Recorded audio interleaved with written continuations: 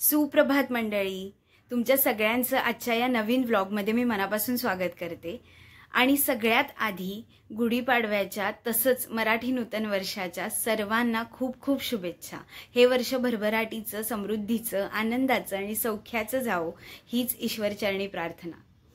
तर आज गुढीपाडवा आहे, सण आहे, तर आई पूजेची तयारी वगैरे करते आणि मी आता साबुदाणा खिचडी बनवायला जाते कारण आज देवचा उपवास आहे। त्यांचा दर मंगळवारी उपवास असतो, तर त्याच्यामुळे मी आता साबुदाणा खिचडी बनवायला जाते। तर व्हिडिओ नक्की शेवटपर्यंत बघा आणि चॅनलला जर नवीन आला असाल तर सबस्क्राइब करायला विसरू नका। चला खिचडी बनवूया। तर हे तुम्ही बघू शकता, आईने सगळी तयारी केली आहे ऑलमोस्ट।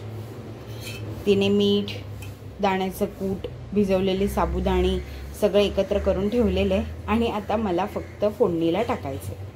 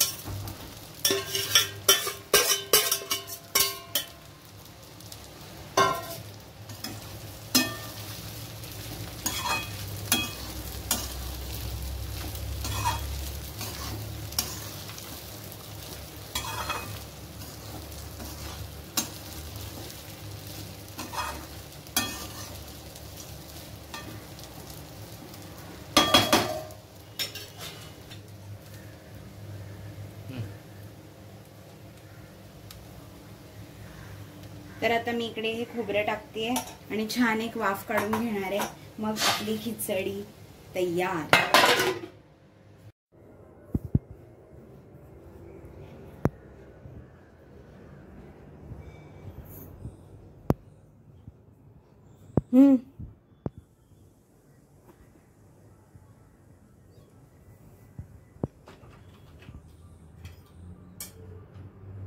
तोंड भाजेल।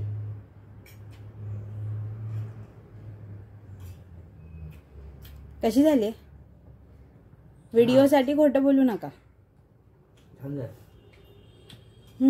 आवडली आहे देवना।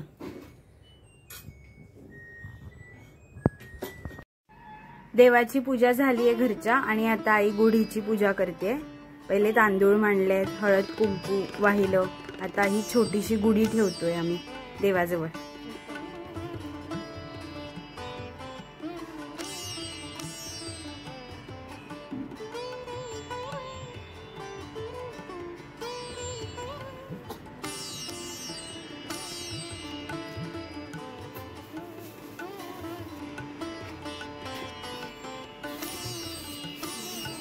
आता इथे तुपाचा दिवा लावते।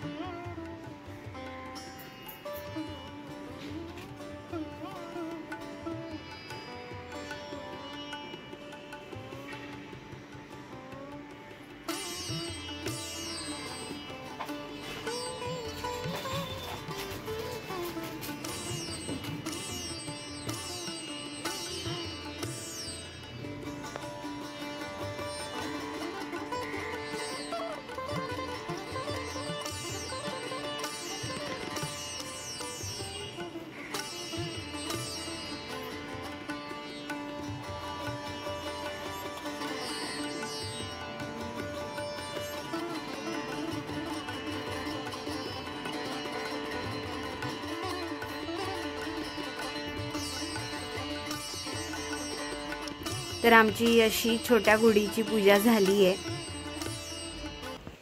हे बघा, आता हा बी नैवेद्य दाखवतोय देवाला।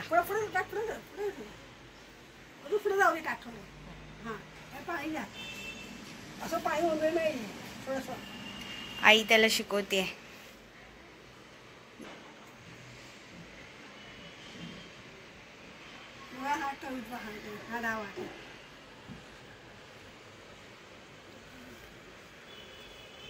तर आज नैवेद्यामध्ये पोळी, वरण भात, वरून तुपाची धार, बटाट्याची भाजी, आंबा बासुंदी आणि लिंबाची फोड ठेवली आहे. चला आता देवाला जेवू दे.